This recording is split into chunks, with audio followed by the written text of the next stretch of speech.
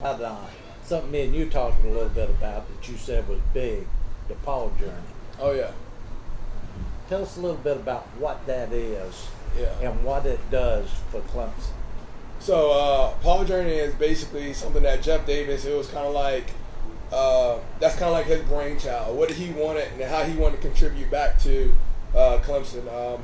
Everybody got coaches. We got a lot of people coaching, playing the game, but we needed to find a way to help these kids evolve outside of just playing the game. Not taking nothing away from it, but when you play in college, so much time is devoted to the actual sport. You really don't got time to develop as a career. One of the reasons why you are there, yeah, to get your education, but first and foremost, you're there to play football. You really are. Now, I would say Clemson probably does a better job than most schools of, going on beyond that. But at the same time, you still don't have the same opportunities. Just like most kids now, they're probably home doing internships. Every player at Clemson's here for summer workouts.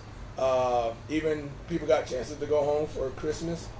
Players are there, still preparing for a bowl game or what have you when it comes to that. So Paul Journey really kind of took a step, and I think they're doing something that most schools are not, and I think that's another reason what separates Clemson. They're developing the players. You're talking about kids that's going to Haiti. Yeah. They're going to Thailand. Yeah. Doing experiences that, not many people get the experience in a lifetime. They're doing different things, how to teach them the Thai etiquette things of how to eat and how to be in front of people, putting the businesses in front of them as well. So it's a great program. I actually went through Paul Journey myself. I'm actually the first person to get a job through Paul Journey. Proud to say that as well. That's kind of how I ended up kind of with what I'm doing now. Yeah, because I remember that video that you did. Yeah. And man, the way you felt, you were made by the man upstairs to be a football player.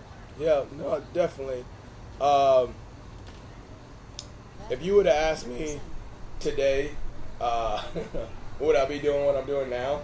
No. If you had asked me would I've been going into my 5th year in the NFL, I said absolutely. But I use this phrase I learned from Coach Sweeney: God never says oops. God never says oops, and everything we're going through is what we're supposed to be going through. I'm here for a reason. I'm sitting right here for a reason. So playing football was my dream. I don't think nobody loves football more than me. I'm a football junkie. But at the same time, I think God had a different plan for me. Just like I was saying, we got enough football players out there. We got enough coaches out there. We need the other people out in the world to do different things as well. And that's what He had planned for me. People always ask me, do you think you're going to be doing what you're doing 4 or 5 years from now? I don't know. I'm going whatever God puts me. Yeah. Awesome. Okay, so tell them, since I was going to make the topic of this show when we started, what are you doing now? Tell them what you're doing. Yeah, so now I currently own 3 publications now.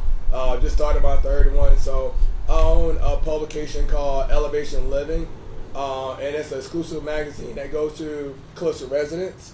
And it's for the residents, by the residents. So all the photos, all the articles come strictly from the residents themselves. Obviously, businesses want to advertise inside of there because it's kind of a targeted clientele and hard to reach demographic as well. My other publication, which I launched about 2 months ago now, which is called Clemson Living. Clemson Living goes to all the residents of Patrick Square, Clarendon Hall, Country Walk, and also Westcott. And that one is a little bit more personal to me. I want to do something to give back to the Clemson community as well. But not only that, I want to give back to the Clemson businesses as well. People like Elmont Trading Company have been a huge supporter of me as well. Also, I want to do something as well with the residents that not just focus on the university, but focus on the people of Clemson. So a lot of the businesses advertise inside of there to reach those residents, to stay in front of them. And I just want it's a natural approach when it comes to that. And then my 3rd one that I'm ramping up now is called Be Local. And Be Local is a newcomer's guide that goes to the Tri-County area of all of Anderson, Pickens, and also Oconee County. And we do these things for realtors in the area.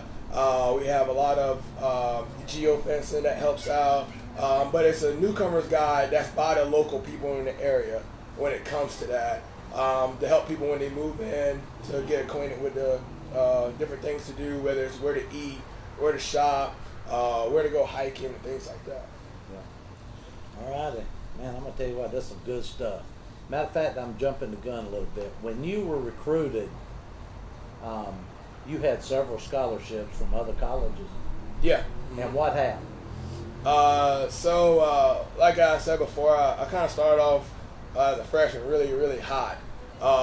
And then going into my junior year, in my junior year, I had about 12 scholarship offers. I tore my ACL. Every school took back their offer except for one, and that was Clemson. And the way I see it as a kid at that point, you're really disappointed. It's confused. That's probably one of the worst things that can happen to a kid. But in my eyes, that was God's process of elimination for me. He eliminated the schools and placed me where I need to go without me having to choose to go one way or another. So I chose to look at it as more of a positive way, whether it's something negative.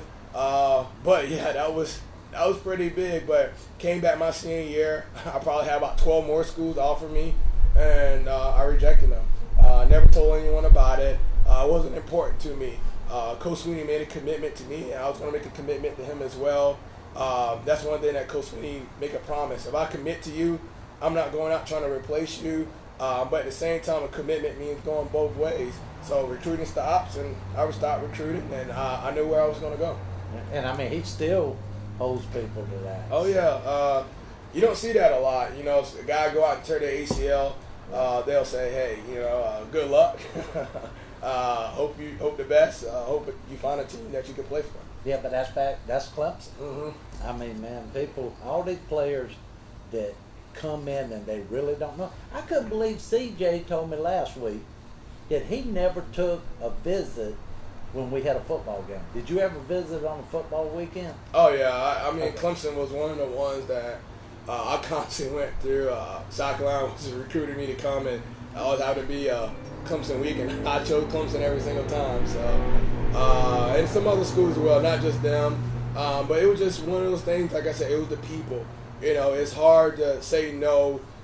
That's why I'm a firm believer. If you step foot on Clemson campus, then you're probably going to come to Clemson. That's probably going to be you see the people, you see the area.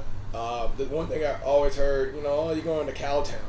I'm like, man, you don't know where I'm from. I'm from St. George. It's a huge town to me. So coming from St. George, South Carolina, about 2,100 people.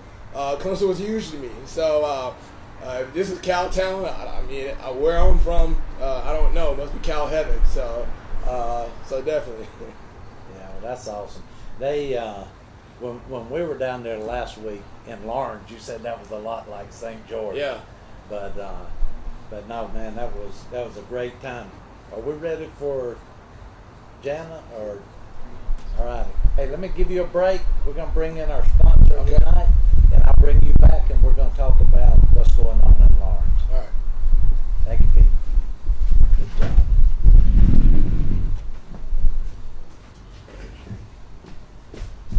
All right, and yes, this lady has just joined us at Clemson Sports News with a sponsorship, and we're honored. Not only is she pretty, but she's nice and she's smart, and that's what we're looking for. And a Clemson fan. And a Clemson fan. Exactly. But you weren't always a Clemson fan. No, I was not. So what happened? Well, I was born in Alabama, and my stepdad, we moved around with him a lot, and my real dad, and so originally I was an Alabama fan. Yeah. And I got a ring from this amazing man, and he was a huge Clemson fan, and it was really hard for me to keep up with Alabama and Clemson because I love football, and I want to be able to talk about it with him. And so about, 7 or 8 years ago,